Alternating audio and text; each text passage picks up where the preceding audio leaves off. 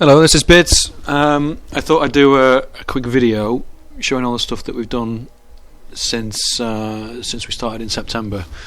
So I've got quite a list here. What I'll quickly do is get started on the room types. So we have lots of different room types in the dungeons. We can do dungeon or overworld. It's dungeon. These are the different rooms that we think we'll use to make up a dungeon. Got like a challenge, which is kind of like a gadget specific room. These are corridors which will link. This is a hub which will link all the rooms together. Connectors are good just for the algorithm to help us place things wherever we want. Bosses, treasure rooms and start rooms, but for now we'll just go like that. You place the doors in certain places. Let's just do that here for now. So that's a new room. We can also, when we're opening levels, we can only search for certain ones. We can only show challenge rooms which use certain gadgets, or all gadgets, or any gadget. None of those. But that's going to be really useful because we're going to have lots of these things. We need to be able to manage them easily. So we can place these doors wherever we want. Let me just put that in. It helps with the grid. So these doors we can change the way they are. I just change that, and we can put some doors on all sides. There we go. These can have various states, but I'll go into those in a minute.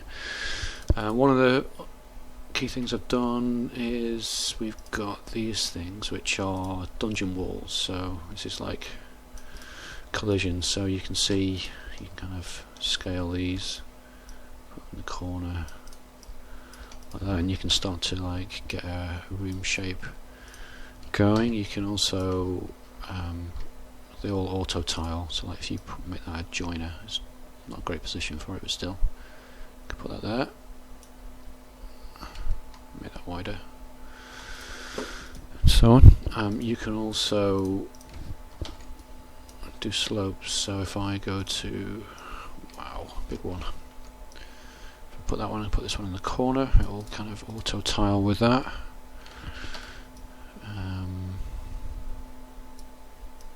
Let's put this on here, and you can have them bottom or top, and you can mirror them. So let's have this one on the top and have it go the other way, and then get one of these, put that there, make it a bit shorter.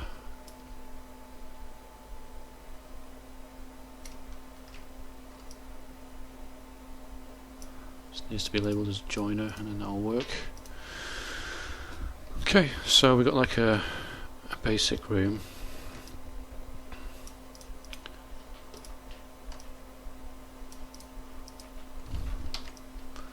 Let's put that on the bottom. Like that. Okay, we've got these holes. I won't go into too much detail about those. Kind of holes in the ground. Let's put a guy in. There we go. So there's a kind of basic room. Just going to save that.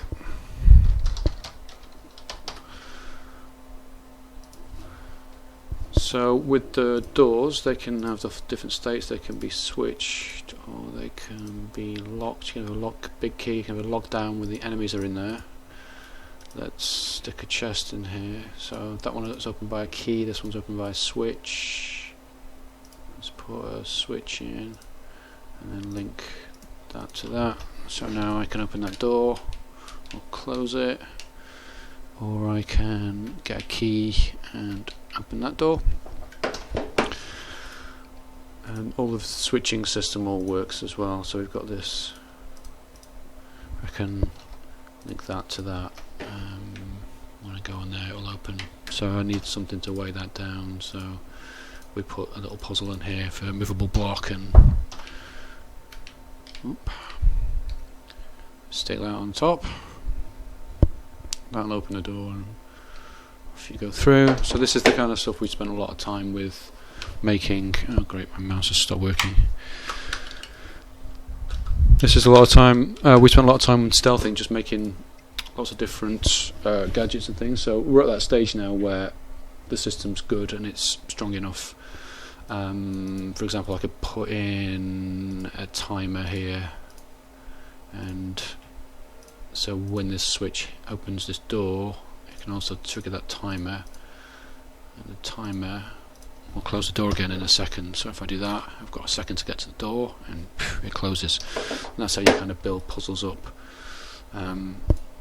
See what else we've got? Got these divider things, so we can kind of make them as big as we want. Make them go like this if we wanted. So we're going to build, like, stop people from getting to certain parts of the room with this system. Doors. So door. Just rotate it. Stick it in there. And again, we can make that door get open by this quite easily, and then there you go. I'm just being a bit rough with all the placement, but you get the idea, really.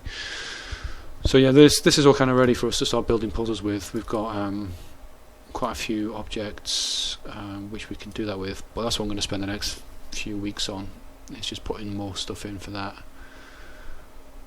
So I'll go on to the enemy system. Just get rid of these. And with the enemies, I've been making a kind of template, which you can see here. So this enemy can be, it's like a blank enemy, and you can change what kind of behaviour it's got. So the idea is we go through and we change all these parameters.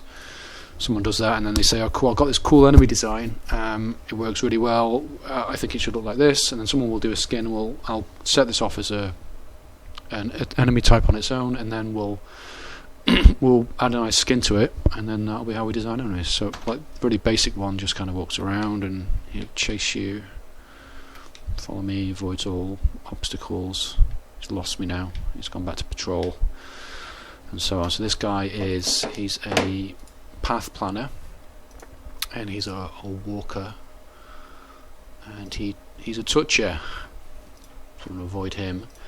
He tries to touch you, and we can make it so that he, for example, is a jumper, and he jumps constantly, no delay between jumps, and he jumps about that much. And now he's just going to jump around, but he'll still have the same behaviour. He'll still come and find me just like he did before. And we can make him let's make him short. They have all these attack things as well. Let's make him so he can just have random behaviour as well. I can just randomly choose where to go. Bong, bong, ah. Jump around. We can change all these variables so he does it really quickly. There's no delay. We can make them flyers. Let's make this simple. So this guy will fly now. And he'll chase me. He'll just try and touch me again. When he does, I take damage. Also, what else have we got? So we got the spot distance here, where we can change how close they are when they see you. So now he'll see me from really far away, but he flies after me. We can change the way that they attack. So this guy just tries to touch me, but he can run up to me and hit me, or he can shoot me.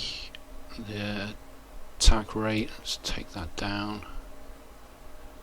So whenever I'm within that radius where he's seen me now, he'll start shooting at me every second, with a half-second delay for animations and so on. So we'll skin the animations. All the timing's already in for animations, but we just don't have the animations yet.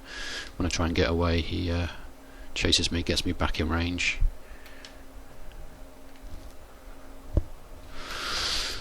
So it's those guys. There's lots of different ways these guys can be skinned. I'll put some of the pre-made ones in. These are made in the same way. So this is a Cyclops. This is a Burger Bat. Okay, and this guy, he'll path plan trying to get to me, but when he does get to me, he plays non-existent animation and attack me. He'll lose me, go back to patrol, and then this guy is the same kind of thing, but he's just a bit more vicious. He'll just head for me.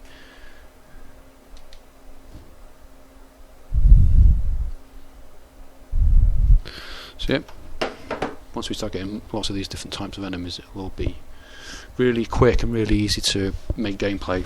And we can start making dungeons without graphics now, because we can put the enemies in, give them all these different behaviours and say, oh, there's this type, there's that type. We can load a bunch in and say generate them and place them in, and we can just start playing dungeons now without waiting for any graphics. So what have we got on here? So this guy, let's look at this. We've got a lockdown. This is a lockdown door, and so is this. And so while there's enemies in here, this door is closed, but if I get rid of him, the doors will open, which is classic stuff. Now I've got level sharing, so I'll just save that, and then I will. We've got the downloaded levels. These are different ones we can look at here. You can preview any of them by just right clicking them. So now I can upload this, upload the level, yes, upload, okay, and then download latest. I'll get the latest level, one new level downloaded, and there it is, level test, right there. So let's have a quick look at some of the combat. So we've been looking at combat and just controls. We're still, we're still very early on it. Really, we've still got, quite a long time to go. But we've been putting together this kind of a one-hit combo.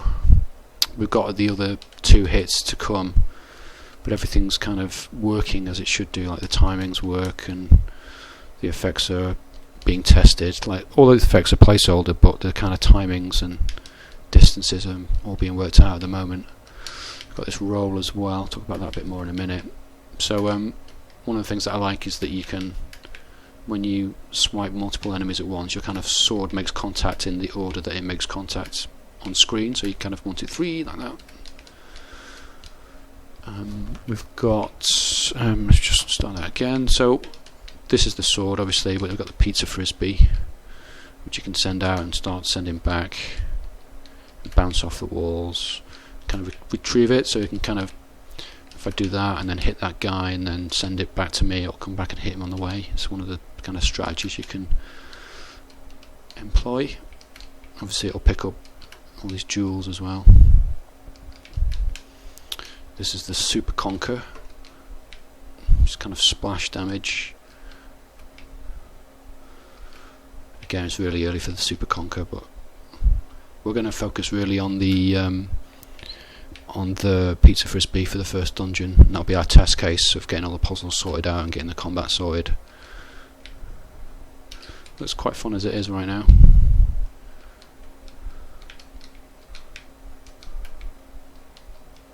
So yeah, we're hoping to get the other combos in soon, so it'll be like a 1, 2, 3 hit. We want some special moves, and we also want this to be something that grows as the game grows. So as you get more experience, you start to get more moves, and we'll look into various ways how we can do that without making the animation count too high for us to handle. So what have we got here? So this is the old town that we've been using. I use it as a test bed for various things. So now you can smash stuff. Again, all the placeholder effects are all missing at the moment. Get keys. So this is the roll. You can roll through things as well. Again, it's a good. So when you're fighting like that and you just kind of roll, it's really, you can roll out of the way really quickly. You can shorten it by pressing against it. You can bend around corners as you get better at it. So it's quite tactile. You can also interrupt it with a strike at the end. It shortens the roll a little bit. Probably not enough at the moment, but still, I'll keep looking at that. You can push movable blocks. I think you've probably shown that already. Pick things up, throw them. The pizza frisbee does all this as well, so it does all the damage. You can send that out.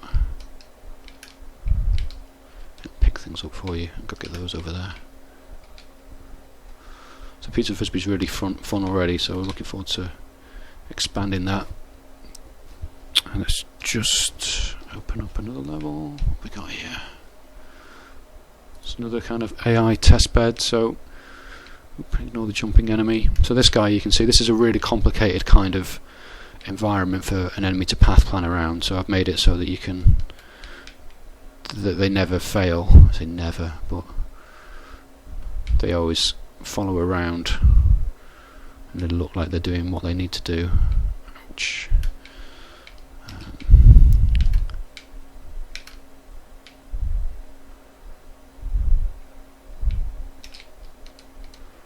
Okay. And the throwing pots does damage as well. If I can pick one of those up and throw it at that guy.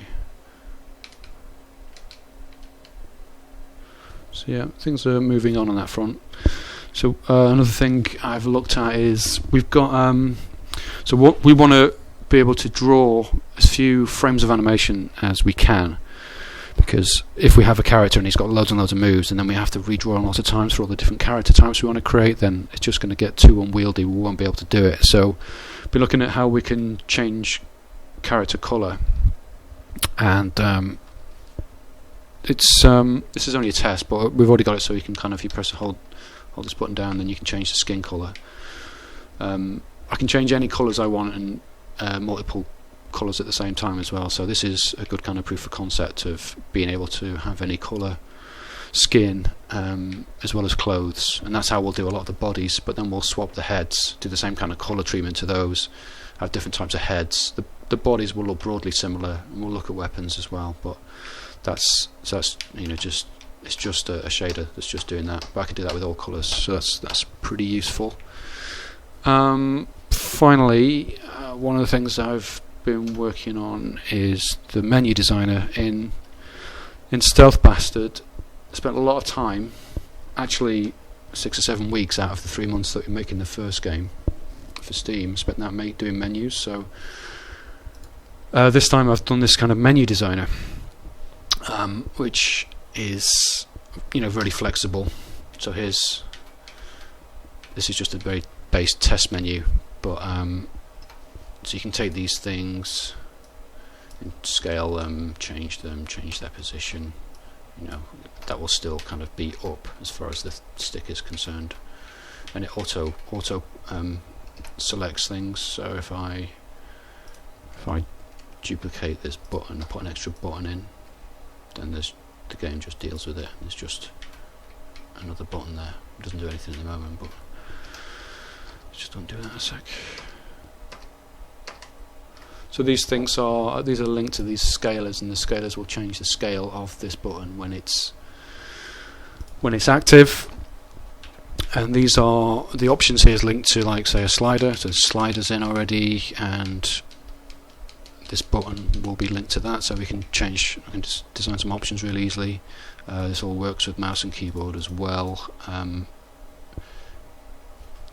It's plugged into the localization, so this is English, but if I use these debug keys, you can see it's using the localized language, so you can play it in Japanese if that's what you want to do. Yeah, and I guess let's just open up. So we've got this dialog box. Oops, open menu. So that's all using placeholder art. A lot of what we're doing at the moment is using placeholder art. This is still placeholder, but at least Jamie's actually done something that he thinks is more representative of what we want. So again, this is just, you know, we'd fill all our names and dialogue in with this system here, but it's the menu designer allows us to design once and it to work on multiple platforms. So this is the 4S, and this is it on the iPad. All kind of repositions and rescales correctly. Put it on the Vita. So design it once, design it visually, do all the logic in the editor, and then you don't have to. I don't have to sit there and plug everything in. It's just going to save me loads of time.